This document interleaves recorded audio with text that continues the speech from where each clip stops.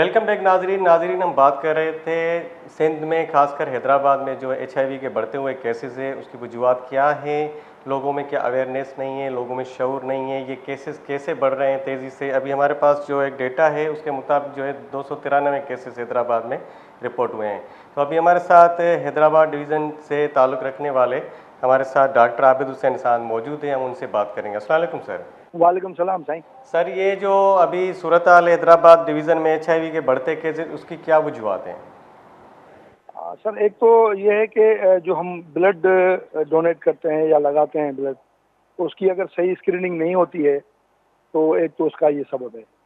दूसरा, अभी भी गांव गोठों में आप देखें कि हजाम एक ही उस तरह इस्तेमाल कर रहा है और वो चाहे खतना कर रहा है या शेप बना रहा है तो वो एक ही उस तरह से जो है वो बार बार यूज़ हो रहा है और किसी को कटा गया, ब्लड लग गया, तो आपको पता है कि ब्लड के ज़रिए ही ये हमारे पास होती है, बीमारी लगती है। दूसरा ये है कि टैटूइंग जो बनाते हैं ना, आप बताएं कि वो हम जो चमड़ी के ऊपर आजकल फैशन हो गया उसका मुख्तलिफ चीज़ें बनाने का, तो उसके भी वो एक निडल से जो है वो उसकी वजह भी ये है।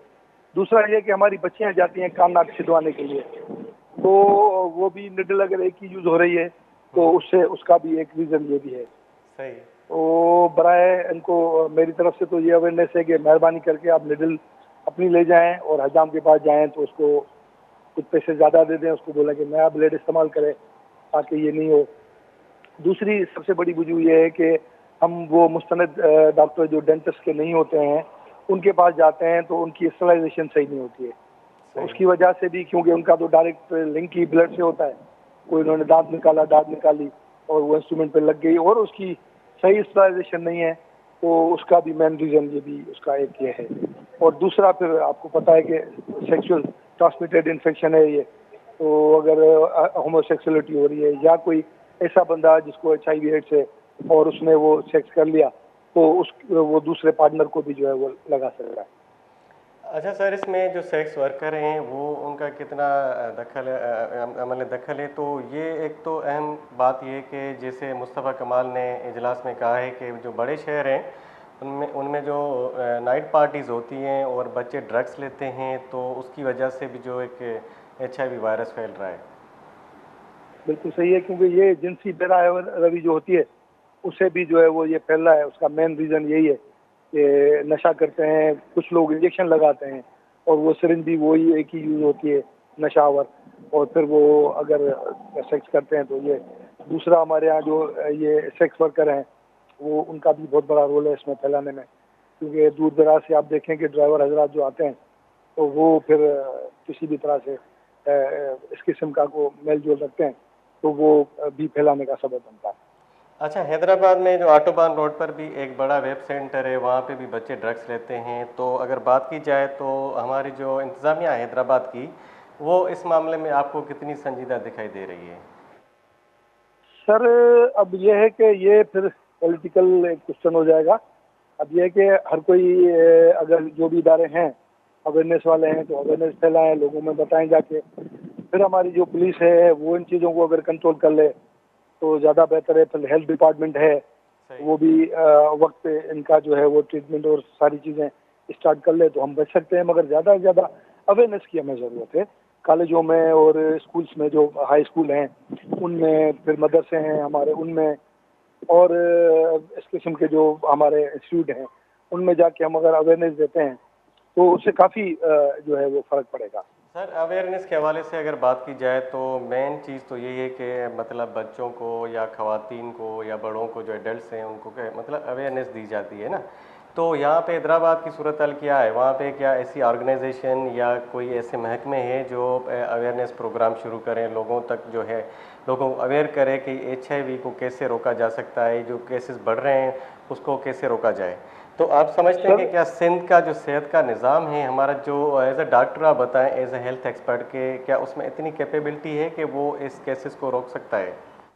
सर बिल्कुल, उनके डिपार्टमेंट बने हुए हैं, सोशल वेलफेयर के डिपार्टमेंट हैं और उनके डिपार्टमेंट अपने भी हैं, DGH के पास, DHO के पास, तो वो इस किस्म की जो है वो कंडक्ट करवा सकते हैं अवेयरनेस सेशन। उसके अलावा मुख्तलिफ NGOs है। अब मैं इस टाइम जो है वो अगर NGOs में था, अभी तो नहीं हूँ, मगर उसके बावजूद भी अगर मैं कहीं भी जाता हूँ, मेरा काम ज़्यादातर ट्यूबरकुलोसिस के ऊपर है ना, मगर क्योंकि ये उससे रिलेटेड है ट्यूबरकुलोसिस, जैसे ही इम्यून सिस्टम आदमी का कमज़ोर होता है तो HIV एड्स और ट्यूबरकुलोसिस और बहुत सारी दूसरी बीमारियां जो हैं वो इम्यून सिस्टम कमज़ोर होने की वजह से लग जाती हैं।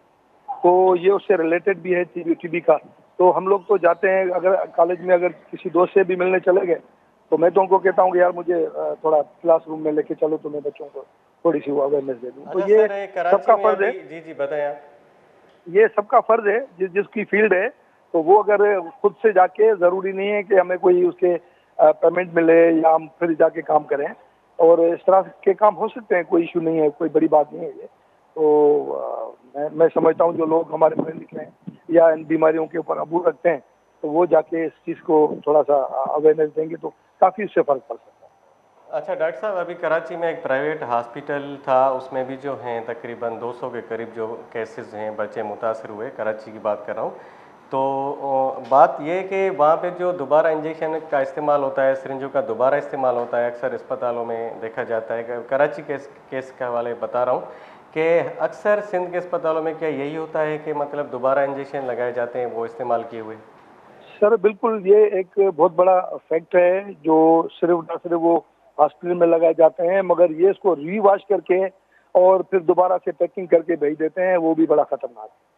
दूसरा, जो हॉस्पिटल का वेस्ट है वो हम फेंक देते हैं ऐसे ही बगैर उसको, जो साइंटिफिकली उसका एक तरीकेकार है, तो उसको हम डिस्कार्ड नहीं करते हैं, ऐसे ही फेंक देते हैं। या हम जो आते हैं कुछ कबाड़ी लेने के लिए तो सिरिंजेस और ड्रिप वगैरह जो है उसकी निडल्स वगैरह वैसे ही फेंक देते हैं। तो वो कचरे उठाने वाले जो बच्चे हैं उनको अक्सर ये लगता है, तो उससे भी इसका एक रीज़न उसका ये भी है। अच्छा, तो हैदराबाद शहर में ये केसेस हुए हैं इतने, जो हमारे पास डेटा है, या हैदराबाद के दही इलाके ज़्यादा मुतासर है? आपको क्या लगता है? सर हाँ, दही इलाके ज़्यादा मुतासर हैं, इससे पहले भी ये हुआ था। वो हटली से आगे कुछ गांव हैं, वहाँ पे उन्होंने चेकिंग की थी तो उसमें काफ़ी लोग जो है मुतासर हुए थे। अच्छा, तो उधर मटियाली, भी ये पता हटली चला था या, कि एक तो सिरिंज का जी। बिल्कुल जी, आप ये बता रहे थे कि दही इलाके ज़्यादा मुतासर हैं, मतलब शहरी आबादी से? यही यही है जो अभी तक की जो डेटा है। अच्छा, सही। तो आपका आपका क्या इसमें राय है कि जो हमारी जो सिंध हुकूमत है, या जो हमारे जो इंतज़ाम है, हैदराबाद की जो इंतज़ाम है, उसको क्या करना चाहिए इस हवाले से? सर एक तो मतलब इसको कैसे रोका अभी जा तो सकता है? जी जी जी, अभी तक भी जो है ना वो सिरिंजेस वैसे ऑटोलॉक आ गई हैं अब तो। अब ये है कि वो ऑटोलॉक सिरिंज वो लॉक हो जाती है, वो उसको यूज़ नहीं कर सकते, मगर उसके बावजूद भी ये जो दूसरी नॉर्मल सिरिंजेस हैं वो भी इस्तेमाल हो रही हैं। फिर मैंने आपको बताया कि हमारे यहाँ क्योंकि गुर्बत ज़्यादा है तो ये बच्चे कचरा वचरा जो देखते हैं और लोग सिरिंजेस, डॉक्टर भी अपनी क्लिनिक के वो फेंक देते हैं, या और उनका जो वेस्ट है वो फेंक देते हैं, तो उससे भी ये बच्चों में ये लग जाती है। तो और दूसरा, एक ही सिरिंज जो है वो डॉक्टर यूज़ कर रहा है। मैं समझता हूँ क्लिनिक पे तो इसका इस्तेमाल होना ही नहीं चाहिए इंजेक्शन का ना। इंजेक्शन सिर्फ हॉस्पिटलाइज जो पेशेंट होते हैं उनको लगते हैं। तो ये तो बड़ा मेहरबानी इसके ऊपर काम होना चाहिए कि इंजेक्शन का जो बेजा इस्तेमाल है वो नहीं होना चाहिए। उसकी वजह से भी ये हमारे पास केस रिपोर्ट हो रहा है। बहुत बहुत शुक्रिया डॉक्टर आबिद हुसैन साहब, आपने हमें कीमती राय से आगाह किया। नाजरीन, हमारे साथ बात कर रहे थे डॉक्टर आबिद हुसैन साहब, जिनका ताल्लुक हैदराबाद से है। और यही मसला है कि हैदराबाद में जो है अभी इतने केसेस बढ़ रहे हैं HIV के, खासकर बच्चों में 293 केसेस रिपोर्ट हुए हैं। तो क्या वजूहत हैं वो डॉक्टर साहब ने डिस्कस की। अभी हम यहाँ पे लेते हैं एक ब्रेक।